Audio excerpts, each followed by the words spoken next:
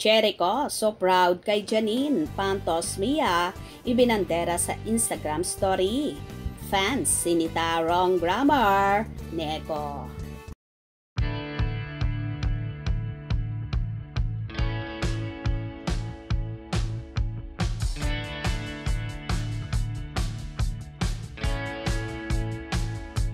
So proud ngang ibinandera ng kapamilya actor at Mr. Pogi na si Jericho Rosales. Sa kanyang Instagram story ang napapabalitang kasintahan na ang multi-awarded at kapamilya star na si Janine Gutierrez. Kahapon kasi ang naging screening ng movie ng huli, ang Pantos Mia, directed by Love Diaz. Nagpaulan nga ang aktor sa kanyang Instagram na mga larawan ni Nanini at ng iba pang cast nakuha sa naturang pelikula na yon. Ayon sa mga naging caption ng magaling na aktor. At the real Ronnie Lazaro, "Sir, you stationed yourself at your post and I was glued to my seat. The best 4 hours spent at a cinema in Japan. My man," at the real Ronnie Lazaro. At Janine Gutierrez, "I was like carried by a raging river water with your performance. Triumph. Bravo. Here's a sunflower." Maestro Love Diaz, "Salamat sa pelikulang ito. Sarap tumambay ng puno ang puso sa bawat eksena.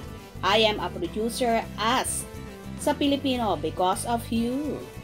Kung so proud si Eko sa pagbandera kay Janine at na mga kasamahan nito sa naturang pelikula, ganun na rin ang direktor, kung saan pinuri ng todo ni Eko. May ilang fanay naman ang sinita ang wrong grammar ni Jericho kung saan sinasabing bakit di na lang daw magtagalog para maiparating ng maayos ang mensahe ng aktor. Narito ang ilang komento ng mga kafanihan. "Cringe ng English. Ang laki pa ng font. Matagal ng bagsak. Premium ni Eko. But it's just hit another low. Eko has been working since he was young. Hindi siya nakapagtapos ng high school and never nakapag-aral sa private school.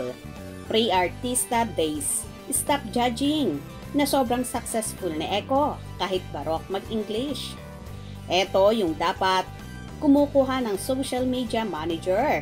Ilang beses na siyang nahulihan na mali grammar and off ng sentence construction.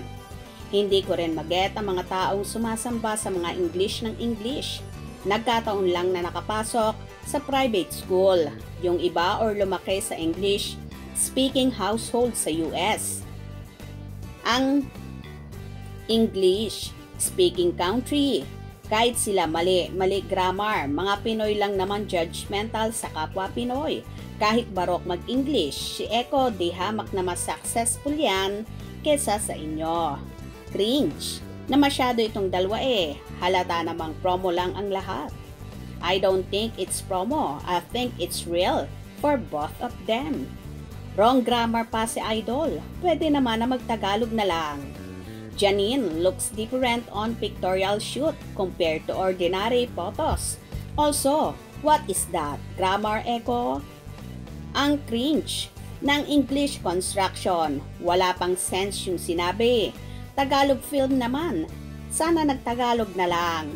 English, left the earth. Bakit kasi trying hard mag-English? Mas hindi tuloy na iparating message.